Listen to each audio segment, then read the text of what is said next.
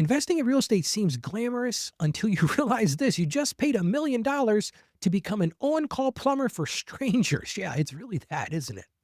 So I got this listener question. I said, this is a great way to start the show. Ralph, I own my home, but I keep hearing about investing in real estate. Should I think about rentals or REITs? And I'll talk a little bit later about what a REIT is. What a great question. And here's the truth. I want to start off by saying this. Real estate is not for everyone.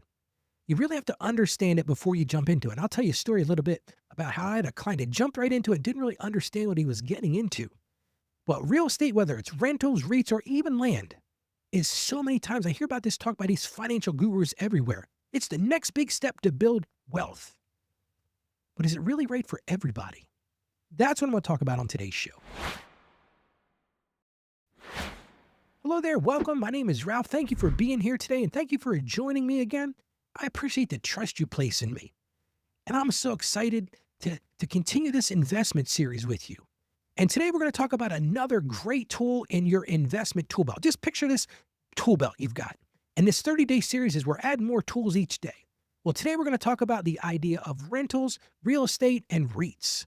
You might be saying, Ralph, okay, what gives you the right to talk about this? Well, the truth is I've advised clients for years on how this real estate fits, or in many cases, doesn't fit into their overall financial strategy. So here's a big takeaway before I even get too far into it today. You got to think about this. It's not a one-size-fits-all answer. If you keep hearing, well, I've got to get invested in real estate, I got to get invested in real estate, it depends. Because I've seen the challenges when people jump right into this, and I've seen people completely destroy their finances if they're not well prepared for that. It can be a real disaster. Unfortunately, I've seen people lose their entire life savings because of this. Let me tell you about that story. I had this one client. He was a typical 9-to-5 working job, had a regular job, paid a salary, and he said, Ralph, I really want to build wealth. He said, I'm thinking about buying rental properties. And I said, okay, well, let's come in and talk about it. Well, next thing you know, he calls me, he says, Ralph, I bought 10 rental properties. I said, wait a second, you bought how many rental properties? He said, yeah, I bought 10. I said, okay. Well, he says, no, I saw this guru online, said the best way to build wealth is to buy rental properties. But here's the problem. This client wasn't clear what he was getting into. Like I said a few minutes ago, he had a full-time job. He had no concept of what it was going to be like to manage 10 rental properties. He didn't have the time to do it. So you had to pay somebody to be his rental manager. Well, guess what? That ate into the profits. And it created this huge headache. And even though, yes, rentals can be a good fit, in his particular case, the headaches outweighed the cash flow. So think about that. That's a warning right there. I hated to see it happen. I mean, the guy lost everything he worked so hard for. Now, on the other hand, I had another client. Now, they invested in a REIT. Talk about REITs right now because I really want you to understand what a REIT is. So a REIT is a real estate investment trust. And basically the way REITs work is this. A REIT is basically a mutual fund for real estate. A fund manager goes out and creates this fund, and in that fund, it owns different pieces of real estate. But here's the benefit to that.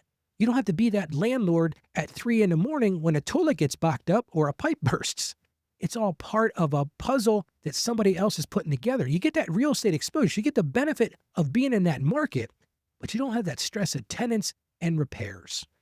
And I love what Robert Kiyosaki says. Robert's one of these fellows that really understands real estate. He's an investment guru. And I love what he said. He said this. He said, don't work for money. Let money work for you. And I said, you know what, Robert, that's a great way to put it.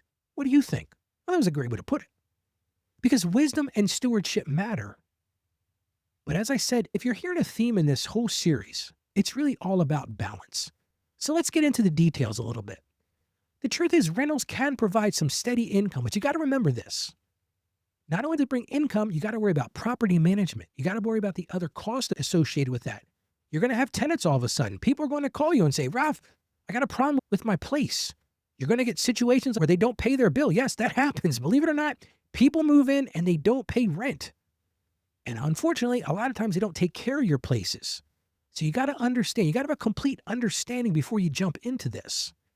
My wife and I talked about this many times when we first started getting into different investments. I said, we should really go buy some rental property. She's like, Ralph, I don't know. I don't know if I have the stomach for that. So we decided not to do it. And I think that was the right decision for us. Everybody's different. Now, one of the hybrids you can take, and I love this approach, is these things called REITs. We talked about those a few minutes ago. It's just like a stock. Think about it in terms of like it's a stock, but that stock owns rental properties. It could be commercial rental properties, residential rental properties. But here's the beautiful benefit of it. No tenants, no repairs, and just exposure to that property market without that worry. It's really that hybrid approach. So you're probably asking, Ralph, okay, I don't know. What are you telling me, Ralph? Is this the right answer for me? It depends. Real estate can help balance your portfolio. I've seen it work great when the stock market's in a bad spot. It helps you build that swing, or helps you to level out those swings in the market that we talked about yesterday, that dollar cost. Remember we talked about that pizza yesterday? Well, real estate can do the same sort of thing, but you got to understand this from the jump. You got to have the stomach for it. And like I've talked about many times in this investment series, don't put all your eggs in one basket. But on the other side of that, my father was famous for saying this. He said, son, they're not making any more land. And that's true. That's one of the values of investing in real estate. So he's got a point. But here's the thing you really need to understand. A lot of people don't get this. Like any investment, real estate carries risk. I've had clients say to me, Ralph, I'm going to invest in real estate because there's no risk. Well, guess what? There are risks.